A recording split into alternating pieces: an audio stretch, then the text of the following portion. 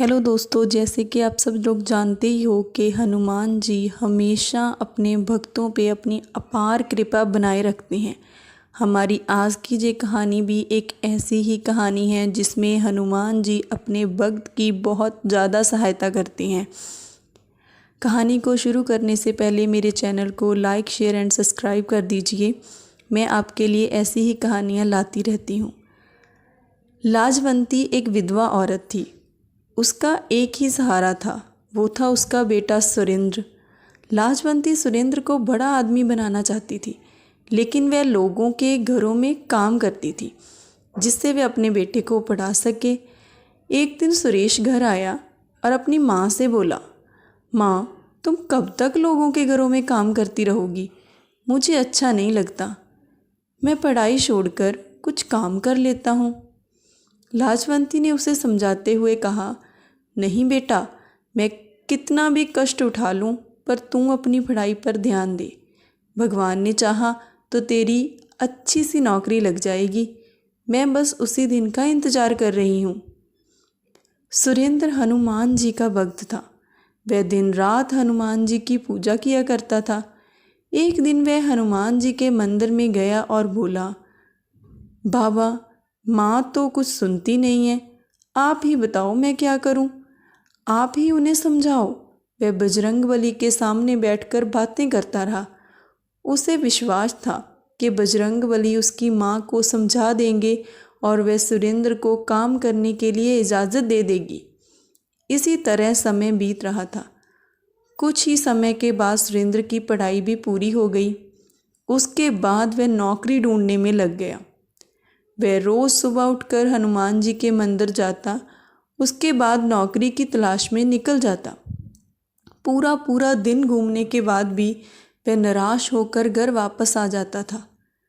एक दिन उसे उदास देखकर लाजवंती ने कहा, बेटा, तू इतना परेशान क्यों है?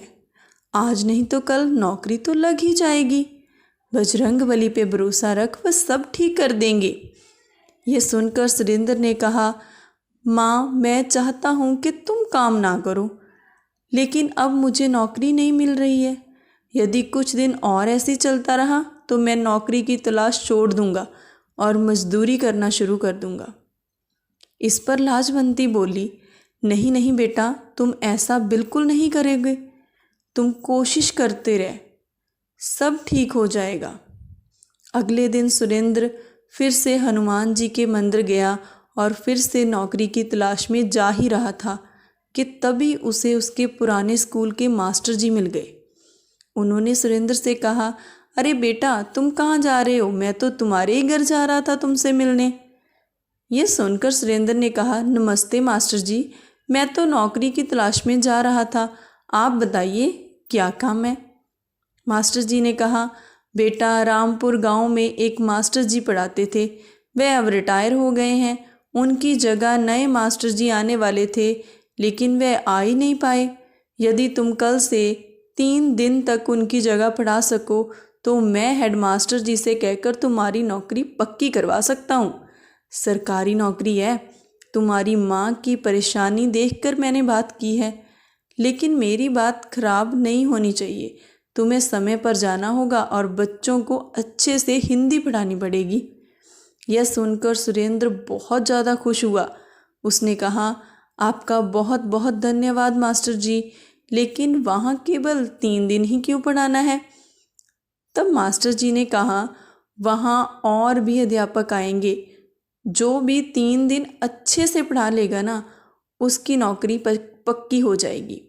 सुरेंद्र ने मास्टर जी को धन्यवाद दिया और घर वापस आकर ये खबर अपनी माँ को सुनाई।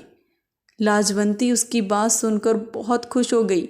सुरेंद्र ने बजरंगबली के सामने बैठकर प्रार्थना की, हे बाबा, मुझे ये नौकरी दिलवा दीजिए। मैं जीवन भर आपकी सेवा करता रहूँगा, आपका नाम जपता रहूँगा। ये कहकर वह बजरंगबली का ध्यान करके बैठ गया और उनका गुणगान करने लगा। अगले दिन स्कूल में हेडमास्टर जी के सामने एक सुंदर सा नौजवान खड़ा था। सुरेंद्र ने अपना परिचय दिया और हेडमास्टर जी ने उसे बच्चों को पढ़ाने के लिए भेज दिया। कक्षा में जाते ही बच्चों ने अपने नए मास्टर जी को नमस्ते की तो मास्टर जी ने कहा, बच्चों हमेशा नमस्ते नहीं कहते, राम राम कहा करो। इससे भगवान राम तुम्हारे सारे काम बना देंगे और सामने वाला भी तो खुश हो जाएगा। बच्चों ने नए मास्टर जी की बात अच्छे से सुनी और सारे ही बच्चों को नए मास्टर जी बहुत अच्छे भी लग रहे थे। वे सारे दिन भगवान राम का चरित्र उन्हें सुनाते रहे, रामायण की चौपाइयाँ बच्चों को याद कराते रहे। इसी तरह 3 दिन बीत गए। तीसरे दिन हेडमास्टर जी कक्षा में आए। उन्होंने बच्चों से पूछा, बच्चों नए मास्टर जी ने क्या पढ़ाया है तुमको? एक बच्चे ने कहा, राम राम मास्टर जी। उसके बाद उस बच्चे ने रामायण की चौपाइयाँ सुनाई, भगवान राम का गुणगान किया। ये सुनकर हेडमास्टर जी ने कहा, अरे मास्टर जी आपने तो कमाल कर दिया, इतने तो हम कई वर्षों में भी नहीं सिखा पाते जितना आपने 3 दिन में सिखा दिया। आपकी नौकरी पक्की हो गई है। मैं आपके मास्टर जी के हाथ से चिट्ठी भिजवा दूंगा, आप अपना सामान लेकर आ जाना। अगले दिन मास्टर जी ने जब सुरेंद्र के घर का दरवाज़ा खटखटाया तो सुरेंद्र ने दरवाज़ा खोला। सामने मास्टर जी खड़े थे। सुरेंद्र उन्हें लेकर घर के अंदर आया। सुरेंद्र ने मास्टर जी से कहा, मास्टर जी मैं माफ़ी चाहता हूँ, माँ बहुत ज़्यादा बीमार हो गई थी, इसीलिए इन्हें इस हाल में छोड़कर मैं नौकरी के लिए जा ही नहीं सका। ये सुनकर मास्टर जी चौंक गए। ये तुम क्या कह रहे हो?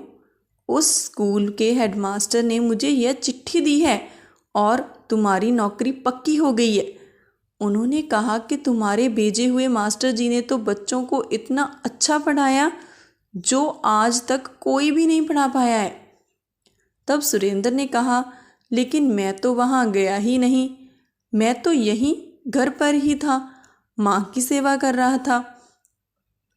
मास्टर जी ने आश्चर्यचकित होकर बोला, लेकिन वे तो कह रहे थे तुमने बच्चों को राम राम की दीक्षा दी है, एक एक बच्चे को रामायण की चौपाइयाँ पढ़ा दी हैं जो वे कभी नहीं भूल पाएंगे। जब तुम नहीं गए तो वहाँ पढ़ाने कौन गया था? तुम्हारी नौकरी पक्की हो गई। ये सुनकर सुरेंद्र रोने लगा। उसने कहा, मेरे बजरंग बली मेरी जगह पढ़ाने पहुँच गए। ये काम केवल वही कर सकते हैं, राम राम की दीक्षा वही दे सकते हैं। हनुमान जी स्वयं मेरे लिए कष्ट उठाने पहुँच गए। ये कहकर वह हनुमान जी के सामने रोने लगा। तब लाजवंती ने कहा, बेटा हनुमान जी ने तेरी सारी परेशानी खत्म कर दी है। मास्टर जी भी उनकी बातों को सुनकर दंग रह गए। उन्होंने कहा, बेटा तुझ पर बजरंग बली की बहुत कृपा है, वे तेरी परेशानी देखकर दौड़े दौड़े चले आए। अब तू उनका नाम ले और कल से अपनी नौकरी शुरू कर दे। अगले दिन सुरेंद्र सुबह मंदिर गया और हनुमान जी के सामने बैठकर ध्यान करने लगा। उसके बाद वह विद्यालय गया और वहाँ अच्छे से बच्चों को पढ़ाना शुरू कर दिया। सुरेंद्र और लाजवंती बहुत खुशी से रहने लगे। सुरेंद्र विद्यालय से आने के बाद सारा समय बजरंग बली का गुणगान करता रहता था। इसी तरह उनका आगे का जीवन बहुत ही अच्छे से व्यतीत हो रहा था। दोस्तों, हनुमान जी आप सभी के भी सारे दुखों को हर लेंगे। आप भी उनका ध्यान कीजिए, उनका नाम जपिए, कमेंट में जय श्री राम जय श्री हनुमान लिखिए। धन्यवाद।